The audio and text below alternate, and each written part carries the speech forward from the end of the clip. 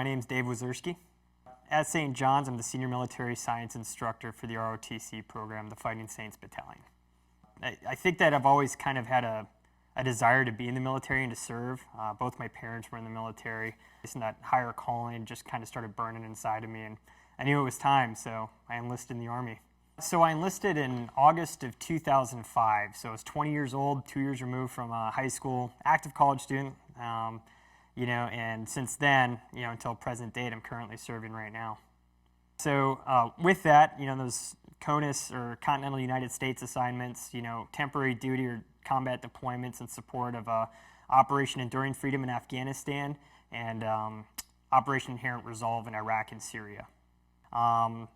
We were guests of the nation, so you deal with the locals on a daily basis, whether that's your host nation partners in the Afghan Army, the Afghan National Police, or just the civilians that you see on a daily basis. With counterinsurgency, or as we call it, COIN, our job was essentially to build relationships, to help build the key infrastructure, all the things, and help establish a democracy. They're not all that different, really, than we are. Truly patriotic, want to serve their country, want to do good things and make Afghanistan a better place. And it was cool to be a part of that. That was the mission. It was the Afghan people. So with that, that element of Afghan Army essentially became part of my squad, my platoon. So I wanted them to be as trained as they possibly could be, because I would be trusting my life and my soldiers' lives, with their information, with their leadership, their ability to get us where we needed to go.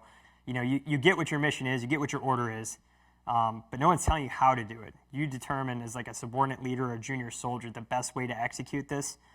Stay within those left and right limits that are established to make sure everything you're doing is, legal, not unethical, not immoral, and execute. And me personally, being as senior as I am now, I've developed a lot in understanding that and really building on my empathy for a person, a situation, in determining how that affects me, making a military decision that has to be made. When I was in, it was either yes or no, right? There was no why when it came to receiving an order. And I really appreciate that as a senior leader. I appreciate the opportunity to tell a soldier why we are doing something or why I need them to go do something. What that does, one, it keeps them informed. Everyone likes to know what's going on, but it creates buy-in too. You do everything that you can to mitigate any type of risk, to try to figure out what the bad guys are going to do, so that way you can counter it before you walk in and just kind of step on a landmine, for lack of better terms, without really knowing that it was there. So I would say it's a lot of sleepless time. It can be very stressful because you're worried. You're worried, did I make the right decision? Are we going to go execute the best plan that we possibly could that's going to accomplish the mission, but hopefully we bring everybody home at the same time. And this was tough for me as a junior soldier versus now having that deliberate moment where I turn that light switch off and I move on to the next. I don't carry it with me. I don't dwell on it. I'll use the experience. I'll use that type of stuff to kind of put in my own personal catalog in my brain of the best or worst way to do something. But, end state, you kind of turn it off, move on to the next. Yeah, so I do have a Purple Heart. Yeah, I got wounded in Afghanistan in 2010. It was January of 2010. As we were getting exfilled, or they were pulling us off the objective, we were traveling in a Stryker vehicle. It was one of my trucks, and we were pretty close to our base, our forward operating base, and just like that, when you least expect it, we had stopped. I was looking at my buddy Travis Johnson. He was looking at the computer mechanism. It's almost like, our GPS that tells us where to go, just a little bit more complex than that.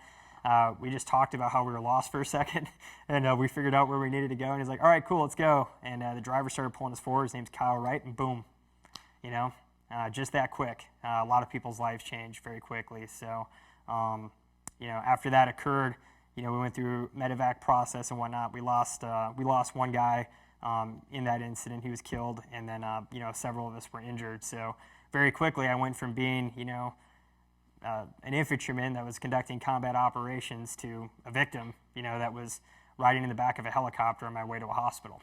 War is hell no matter what, whether you're on the good guy's side, the bad guy's side, it's terrible for everyone, I think that a lot of folks, might get the misconception that it becomes about vengeance or revenge. We got to get back at these people. We got to do this and take care of this. And it was never that for me.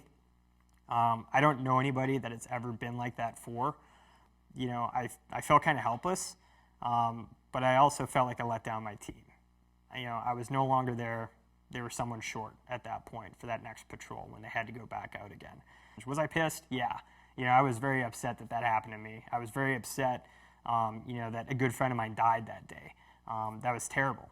But in essence, it didn't change what we were there for. It didn't change the mission. It didn't change the job. It didn't change who we were fighting. And it didn't change, the demographic of the situation for that matter very much. And, what it came down to for me, and it helped me kind of get through, was just understanding I had to get better to get back to my team. And that's all it was for me.